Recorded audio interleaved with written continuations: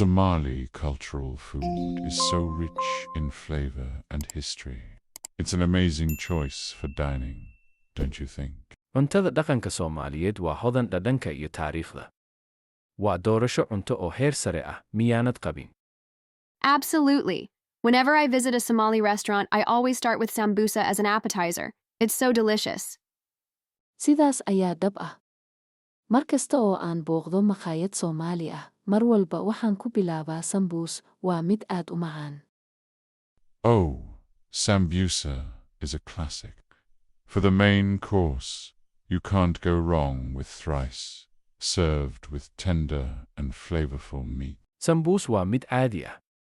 Cuntada ugu weyn, bariis iyo hilib waa doorasho sax ah, bariis iyo hilib jilicsan oo udgoon. That's my favorite dish. And I love traditional kanjiro too, a soft flatbread that pairs perfectly with various toppings. Taasi waa cuntada aan ugu jeclahay.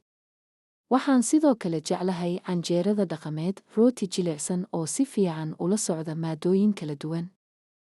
Definitely. And if you're into seafood, you shoulder it.